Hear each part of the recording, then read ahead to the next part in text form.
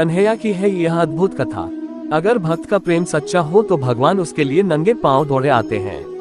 वहीं बात जब कन्हैया की हो तो कहने की क्या, अपने भक्तों के लिए वह न जाने कितने रूप धरते हैं और कितनी ही अनगिनत लीलाएं कर चुके हैं, जिनका प्रमाण हमारे धार्मिक ग्रंथों में मिलता है। ऐसी ही एक रोचक कथा है जब कन्हैया ने अपने भक्त के लिए एक अनोखा काम किया। तो आइए जानते हैं इस बारे में विस्तार से। एक बार की बात है, किसी नगर में एक राजा ने एक मंदिर बनवाया जिसमें श्री कृष्ण की एक मूर्ति भी रखवाई, लेकिन उसकी कभी पूजा नहीं की। पूजा करने के लिए मंदिर में एक पुजारी को रखा गया। पुजारी नियमित कन्हैया जी को नहलाता और बड़ी ही श्रद्धा भाव से उनकी पूजा अर्चना करता। राजा भी रोज कान्हा जी के लिए एक फूलों की माला भेज देता था और जब वह दर्शन करने आता तो पुजारी उस माला को उतार कर राजा को पहना देता। ऐसा करते करते पुजारी की भी उम्र बीत चुकी थी। एक दिन किसी वजह से राजा नहीं आ सका तो उसने एक सेवक के हाथ मंदिर में माला पहुंचा दी और कहलवाया दिया कि आज वह मंदिर नहीं आएगा, इसलिए पुजारी उसका इंतजार ना करे। इतना कहकर सेवक चला गया। पुजारी ने हमेशा की तरह कन्हैया जी को माला पहना दी, लेकिन जब शाम हुई तो पुजारी यह सोचने लगा, माला उतारकर किसे पहनाई जाए। उसने सोचा क्यों न ये माला आज मैं ही पहन लूं, वैसे भी मेरी उम्र हो चली है, जीवन का क्या पता कब खत्म हो जाए। इतना सोचकर पुजारी ने माला उतारकर अपने गले में डाल ली, लेकिन इतने में ही सेवक आ गया और उसने बताया कि राजा की सवारी मंदिर में पहुंचने वाली है। राजा की सवारी आने की बात जब पुजारी ने सुनी तो वह डर गया।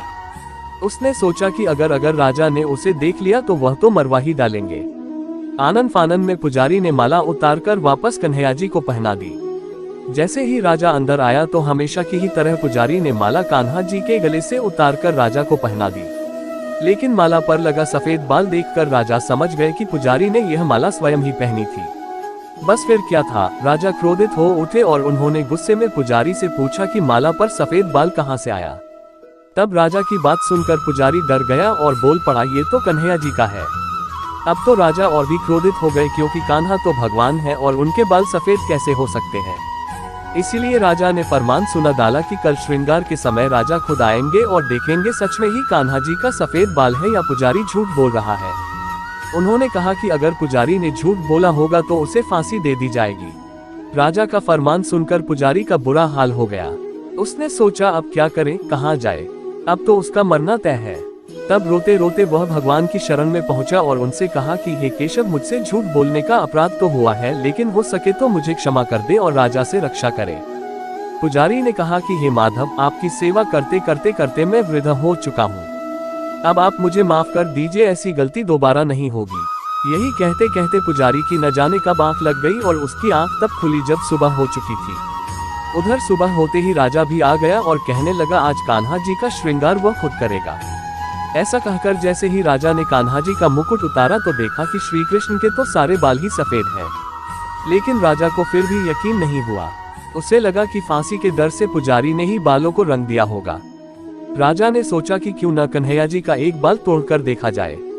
इसके बाद राजा ने कान्हा जी का एक बाल तोड़ लिया, लेकिन जैसे ही बाल टूटा कन्हैया के सिर से खून की धारा बहने लगी। यह देखकर राजा भगवान के चरणों में गिरकर माफी मांगने लगा। तभी श्री कृष्ण की मूर्ति से आवाज आई, हे राजन, तुमने मुझे केवल मूर्ति मात्र ही समझा, इसलिए आज से मैं तुम्हारे लिए केवल मूर्ति मात्र ही रहूंगा। लेकिन पुजारी ने सच्चे मन और पूरी श्रद्धा से मेरी भक्ति की है, इसलिए उसकी अनन्य भक्ति को देखकर मुझे अपने बाल सफेद करने पड़े। कन्हैया जी ने कहा कि भक्ति में कभी भी संशय नहीं होना चाहिए और सच्चे भक्त की लाज तो मैं कभी जाने ही नहीं देता।